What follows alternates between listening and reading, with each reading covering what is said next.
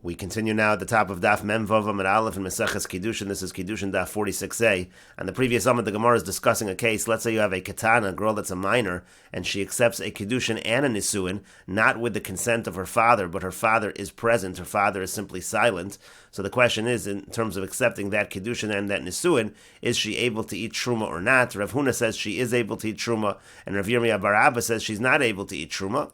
And Ula says it doesn't make sense what Rav Huna is saying, because Rav Huna even said she's not allowed to eat Truma in a situation where she has a Kiddushin d'oraisa, and then there's just a question on the Nisuin, on the marriage. And really on a d'oraisa level to eat Truma, all you really need is Kiddushin. It's just the Rabbanan who say that you need to have a Nisuin. And if Rav Huna is strict over there and says she can't eat Truma, why would he say that in this case where both of the Kiddushin and the Nisuin were accepted without the consent of her father? So certainly she shouldn't eat Truma. Why is Rav Huna saying she's allowed to eat Truma? And therefore Ula says, near in Divrei Talmud, it seems that what the student said, what Rav Yirmiyah said is actually correct, and what Rav Huna said is not correct. And Rashi explains, near in Divrei Talmud, Ula kamesayim lamilse, Ula's finishing off what he's saying. V'yazol v'karman, he's saying, near in Divrei Rabbi Yirmiyah. It appears that Rabbi Yirmiyah is correct, that she should not eat Truma. Shehu talmido shel Rav Huna. Rabbi Yirmiyah was a student of Rav Huna. And the Gemara continues, Amar Rava, Rava says, my time with the Rav Huna, what is the reason of Rav Huna? Why does Rav Huna say she eats Truma if she accepted both of the Kiddushin and the Nisuin without the consent of her father? And the Gemara says, Hoel v'nasa b'maisa yisoma b'chayav. This is an example of a situation where she's like an orphan during the lifetime of her father. Rashi explains, Hoel v'nasa, but since it was done with her, maisa yisoma, the deeds of an orphan b'chayav while the father was alive, meaning to say, b'chayav, during his lifetime, Kidsha, she accepted Kiddushin, Vihisiya Atzma Shalola Daito, and she accepted Nisuin, not with his knowledge, which with her doing all of this so independently, she's acting independently, Ke'ilu Hi Yisoma, that's as if she's an orphan. V'hura V'shasak, and what happened? He just saw, he was silent, the father did nothing about it. Oh Hifgir Zechus Sheyesh Lo Ba. So either he has just been mafkir, whatever Zechus, whatever authority he had over her, he's giving it up, he's allowing her to be independent. Oh Shtikasa Hoda, or the fact that he's silent is Hoda, he's admitting that he's okay with this. In other words, when she's doing everything by herself, according to Rav Huna, it's actually better, because there it seems that she's acting independently, she has authority, either the father has given up his authority, or he's agreeing to this. We can understand, let's say, the Kiddushin is with his consent, but the marriage is not with his consent. You could say the fact that he was silent, maybe he's angry at the fact that she accepted the Nisuin, that we understand. But to be silent so much through a Kiddushin and a Nisuin, it's obvious that he's accepted this. That's why Rav Huna says she can eat Truma in this situation. And the Gemara continues at the two dots. Itmar, we have the following machlokas amoraim. Ketana sheniskadsha shelo l'das avia. You have a katana girl that's a minor. She receives Kiddushin not with the consent of her father. Amar Rav says, Bein hi uvein avia yecholin la'akev. Whether she or her father, both of them have the ability to be choser, to hold back the Kiddushin, to retract the Kiddushin. Ravasi Amar Ravasi says, Avia velohi, only her father has that ability, he can retract the Kiddushin, but she is not able to retract the Kiddushin. And Rashi explains, Yecholin la'akev means as follows. The case over here is, since at the time that she received the Kiddushin, the father did not give his consent. So it's not clear that there's a Kiddushin here at all. So if she wants to retract Kodem She'Yisratza Ha'av, before the father accepts it, Choseres, she's able to retract. V'lo Mahan Yasu Ritzoy Ha'av. And then if the father then decides to consent after she retracts, that will not be effective. In other words, it's her retraction that will be effective. That's what Rav says, that she or her father are able to retract. Ravasi says no, only her father is able to retract, she is not able to retract. And the Gemara continues, Eisvei Rav Huna l'Ravasi. Rav Huna asks Ravasi the following question, V'yami l'Chia bar Rav l'Ravasi. Some say it's Rav Chia bar Rav that asks Ravasi the following question. The Brisa brings the pasuk in Mo'ein Yemo'ein Aviha. Let's say the father refuses. This is talking about a girl who is seduced. And so the halacha is that the person who seduces the girl is supposed to marry the girl. However, if her father refuses the marriage, so it says over there in the pasuk that the person who seduced her still has to pay the fine. And so the Brisa says, Ein li elo avia. I only know that her father is able to refuse the marriage. He asked me, and how do we know that she's able to refuse the marriage? Talmud Lomar, the pasuk says, in Mo'ein Yemoin, it says a double language. If he surely refuses, Mikol Mokum, that means any kind of refusal, meaning either her father or her can refuse the marriage. And so the Gemara is bringing from this Brisa, you see over here, that she can refuse the marriage. And the Brisa assumes it's the same kind of case. When she, in the situation when she was seduced for Kiddushin purposes, and she is able to refuse the marriage. That's a ketana. That was niskad shelo l'das avia. And so therefore that should be true in general. A ketana sheniskad shelo l'das avia should be able to refuse the marriage, should be able to retract the marriage. And that's why it's a question on Ravasi. And the Gemara continues, Amar Lahu Rav. Rav said to them, Lo seizlu basar ibcha. Don't follow a brisa, which might actually teach you exactly the opposite. The brisa might not be a question on Ravasi. It might actually support Ravasi. Because Yachal l'shanuye, because you can answer that the brisa means as follows, Yachal l'shanuye l'chu. Ravasi can answer for you, Kagon shapita shalo l'sham ishas. Maybe the case over there was specifically where the seduction was done, but it wasn't done for the purpose of ishas. And so therefore it's essentially there was no Kiddushin, and that's why in this particular case she's able to refuse, but on the contrary, in other cases maybe she's not able to refuse. But the Gemara says, Pita Shalola Shamishas, but if that's the case, if the case is that the seduction was done not for the purposes of marriage, so Krab Boy, so what do we even need a pasuk for at all? We need a pasuk to talk about refusing the marriage, retracting the marriage. There was no Kiddushin in this case at all. The entire seduction was done not for the purposes of marriage. So what's even the discussion?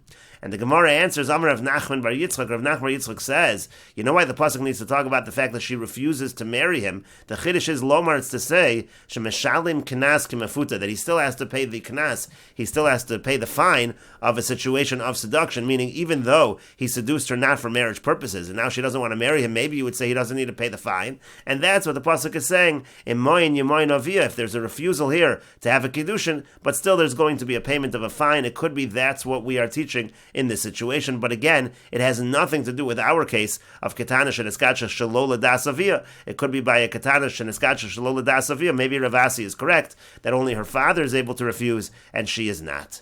And the Gemara continues, Amarle Rav Yosef. Rav Yosef said to him, Yachi, if so, meaning if that is the case, that the situation over here is that the seduction was Shalola Shamishas, Hainu de Tanina, that's what we learned. We learned as follows, Moher Yimharena Lola Isha, the pasuk says again, he has to take her for a wife. That's talking about in the traditional situation where he marries her, and we understand that to mean Shetzricha Imenu Kiddushin. The Brisa says that means that she does require a Kiddushin, meaning the Kiddushin has to be done again. The Impita Now, if the seduction was for the purpose of marriage, so Kiddushin Lamali, why would they need to do a Kiddushin again? They've already done a Kiddushin. And so clearly the pasuk is talking about a scenario where the seduction was not for the purposes of Ishas, and the Gemara says that's not necessarily a proof. Amar le Abaye said to him, Tzricha Kiddushin Ladas Avia, you still wouldn't need another Kiddushin. Even if the original seduction was for the purpose of Kiddushin, it's possible you need another Kiddushin because you need to have a Kiddushin with the consent of her father. And Rashi explains, Rav said, Lo seizlu basar ifcha, don't go after a brisa that might teach the opposite. Rashi says it doesn't mean it's actually teaching the opposite, just davar she'eno, it's teaching something that has nothing to do with this case. Yachol l'shanuye lechu, and then he said that Rav Asi could answer for you, Kra bepito shelo l'shem kiddushin mishtay. Maybe this pasuk has nothing to do with a seduction that was for the purpose of marriage. It was a seduction that had nothing to do with kiddushin. That's why they're refusing the marriage. And the Gemara then said, Kra, boy, do we even need a pasuk for that? L'meimar diavia yachol akev v'chein. We need a pasuk to say that her father can refuse the marriage and she can also refuse, of course. Why would we ever think that the act of seduction, that act of relations is Kiddushin? It wasn't even done for the purpose of Kiddushin. And the Gemara then said, Rav Nachman said, Lomar shemeshalim kanas k'mefuta. What the pasuk is saying and what the Brisa is saying is it's saying that the person still has to pay the kanas even though there's no marriage. Kra lav lashmin and hetera. It's just the pasuk is not teaching that she's mutter, that it's not a Kiddushin. That's obvious. It's just saying that even if she refuses, she holds back from Kiddushin, he still has to pay the fine, kedin mefuta, like the normal halach of one who seduces, shatala hakasav kanasa b'miyun ha'av, because the kanas, the fine, has to do with the refusal of the father, hachanami tali b'miyun didar, and also the same thing, if she refuses, in other words, same halacha, he's still going to have to pay the fine. If so, sayati, and the Gemara here is now bringing a proof to that from another brisa, That's what Rav Yosef is saying, a proof that the seduction was Shalol L'Shem Kiddushin. Hainu Vadai de Tanina Mori Yimorenu Lo V'chulu. That's what the Brisa means when it says he has to pay this dowry. Amar Lei. So then Abaye said to Rav Yosef, it's not necessarily a proof. Meholo Tasayin Dikol Memer Dematzrich Lo B'Kedusha Achrini Ladasavi. It's not really a proof from there, because you could say that it is necessary to have a second Kiddushin, even if the act of seduction was for Kiddushin, but maybe it's necessary to have the consent of her father. And the Gemara continues with the Mishnah, Ha'omer Le'ishav, a person says to a woman, Hiskadshi li b'tamara zubi mikudeshes to me with this date, Hiskadshi li b'zu, and then be mikudeshes to me with this one.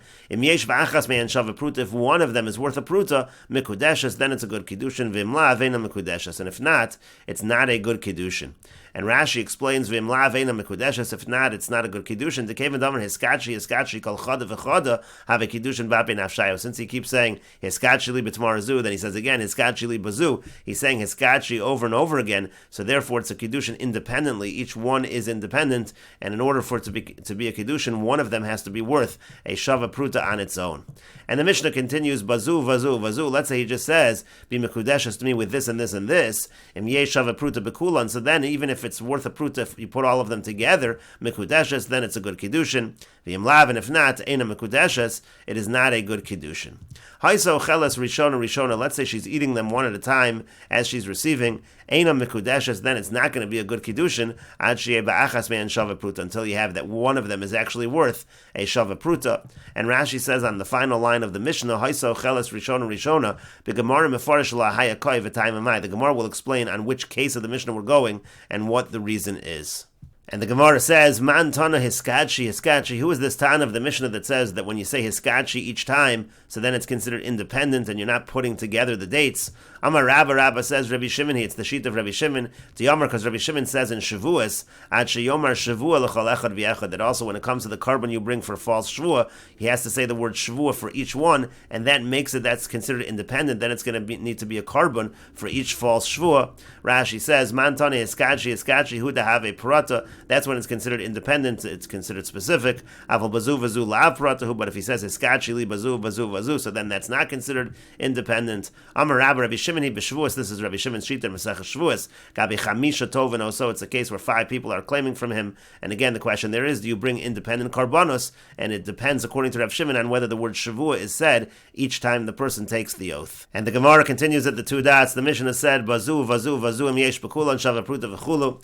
If he says, be mekudeshes to me with this and this and this, so then if they're worth a shava pruta altogether, then she is mekudeshes. And then the Mishnah said if she eats it as she receives it, she eats each date as she receives that date, so then each date, in order for her to be mekudeshes, one of the dates needs to be worth a shava pruta.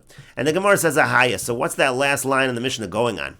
If you're going to say it's going on the first case of the Mishnah where he says hiskachi, so then ma'ir ochelas. So then why do we need to say that if she's eating it as she receives it? In any case, afilu manachas nami, even if she places them all down in front of her, still it's going to have to be that one of them is worth a shava pruta on its own. Do hiskachi li bazu kamer, because in the Reisha he said be mekudeshes to me, and he said each time hiskachi, and so therefore it doesn't matter whether she's eating it or placing it down, it's still going to need to be worth. One of them will still need to be worth a shava pruta. Ela Sefer, rather you have to say that last line of the Mishnah is going on the end case of the Mishnah, meaning in the end case of the Mishnah, where in general, since he didn't say hiskachi over and over again, so the halacha would be it all can be worth a shava pruta together, but even in that situation, she will not be mekudeshes if she eats them as she receives them, so she doesn't have them all together at the same time. So in that situation, the Mishnah is saying it's only a kiddushin if one of them is worth a shava pruta. But the Gemara says, va'afilu b'kamaisa, but are you going to say that she's mekudeshes even, let's say, if the first one really just means not the last one, but even let's say if the first one was worth a shava pruta, she would be mekudeshes? That shouldn't be true, because that should have the status of a loan. And Rashi says, v'afilu b'kamaisa v'afilu harishona hashniya shava pruta. Let's say even the first one or the second one, let's say there are 3 or 4 of them, even if the first one is worth a shava pruta, or the second one, afal pi she'ein ba'achrona shava pruta mekudeshes, even though the last one is not a pruta, she would still be mekudeshes. V'hamilvahi, but the Gemara asks, but it's a loan. alone. Kevan de Kiddushin lo nigmaru ad shetekabel kulam. The point over here is, it's certainly not a Kiddushin until she receives all of them. Even if you're going to say that one of them is worth a Shava Pruta, and therefore she's Mekudeshes with that one, but it's not a Kiddushin until she actually receives all of them. Now, if she already ate the first one, Kodem shetikno sabi Kiddusha, before the Kiddushin is completed, that first one becomes like a loan. It's like she's using a loan, she owes it to him, and then he's forgiving it to her, and through the forgiveness that creates a Kiddushin, but that does not create a Kiddushin. You can't use a loan for a Kiddushin, so that's why it doesn't make sense to say in the Seif of the Mishnah, if we're saying in that case that if she's eating each one as it comes to her, and so again, normally we would say, since he didn't say hiskachi each time, so you put them all together, you can't put them all together in this case, because she's eating them as she's receiving them, but she can't be Mekudeshes with the first one, because that's a loan. By the time the Kiddushin is taking effect, he's trying to be Mekadesh her with the forgiveness of a loan, which doesn't work. And the Gemara says, Amar Rabbi Yochanan says, Hare Shulchan, Hare Basar, Hare Sakin, we have the table and the meat and the knife in front of us, Ve'ein lanu lechol, but we're not able to eat. Meaning the whole Mishnah is in front of us, but we have no way of explaining it. And the Gemara says, Rav Shmuel, Amri Tarvayu, Rav and Shmuel, they answer as follows. Liolam Aresha, really we are going on the first case of the Mishnah, where he says to her hiskachi each time, and so in that case, in any case, it has to be that one of them is worth a Shava Pruta. Why are we saying specifically where she's eating each one? But Rav and Shmuel explain, Velomi boy kamar. The Mishnah means not only this, but even in this case, meaning, Lomi boy manachas. We don't even need to tell you, in a case where she places it all down, Di ika Shava Pruta in ilolo. There certainly, it needs to be that one of them is worth a Shava Pruta. If you have that Shava Pruta, yes. If not, not. But let's say in a situation where she's eating it as she receives it, so in that case, maybe you would say we can be more lenient even if it's not worth a Shava Pruta. Maybe you could say it's a Kiddushin. Ho'alu mekarva hanayasa, since the hana, the benefit she's getting, is so immediate. She's saying she likes getting these dates, she wants to eat them immediately. Ema gomru makni anafshi, you might think, I might say that she's actually giving herself over to Kiddushin even if it's not worth a Shava Pruta. I might think that it's an effective Kiddushin, kamash malan, so that's what it's teaching us. The Mishnah is saying no, if she's eating them even in a situation where she's eating them as she receives them, it's not a Kiddushin unless one of them is worth a Shava Pruta. That's the approach of Rav and Shmuel. Rabbi Ami says a different approach. Liolam aseifa. Really, we are going on the end case of the Mishnah, meaning we're going on a situation where he doesn't say iskachi over and over, and so technically speaking, if they were placed in front of her, it could be all worth a Shava Pruta together. And then the Mishnah is saying that if she eats them as she receives them, so it can't be that it's all worth a pruta together because she's eating them as she receives them. So as long as one of them is worth a shava pruta, that's enough. And the problem is that it should only work by the last one being worth a shava pruta, but any of the earlier ones, it should be considered a loan. And so that's what Rabbi Ami says. Shava pruta. What does it mean that one of them needs to be a shava pruta? Shava pruta. It just means that the last one needs to be worth a shava pruta. But really, it's true if one of the earlier ones would be a shava pruta and she ate it, that would not be a good kiddushin because it would be as if one is trying to be mekadesh a woman with a loan, which would not be effective. And the Gemara continues, Amar Rava says, Shmami nami de Rabbi Ami telos Shmami no. We see from Rabbi Ami the following three things. HaMekadesh b'mil v'eina mekudeshes. First of all, if somebody is mekadesh a woman with a loan, that is not a good kiddushin, as we said. Ushmami no HaMekadesh b'mil v'upruta. We also see that if somebody is mekadesh a woman with a loan and also a pruta, daita pruta, her mind is on the pruta. That's like in this case, where you have a number of dates that are being given to her, and so even though they're worth a lot altogether, and that's a loan, but she's still thinking about that final pruta, and that is a good kiddushin if the final one is worth a pruta. And Rashi explains, Ushma mina pruto milva daita pruta. She's thinking about the pruta even if there's a loan also. From the fact that Rabbi Ami says that if the last one is worth a pruta, it's a kiddushin. Now, even though that first one is a loan of a kulu kitchen, he's using all of them for the kiddushin. Because again, he's saying it in general. We were going to add them all together for the pruta. That's in the case where she's placing them down in front of her. And we see again that if she places it in front of her, if they're all worth a pruta together, it's a kiddushin. Alma kiddushi akulo kaim. You see that the kiddushin was going on all of them. Afilu achi, nevertheless, gabe ochelis, in a case where she's eating them as she receives them, dahaveluhu milva, where all the earlier ones are alone, upruta, and then the last one is the pruta for the kiddushin. You see them mekudeshes ba'achrona. You see the kiddushin works with that last one, and we will continue with this discussion in the next video on Daf Mem Vav Amud Beis.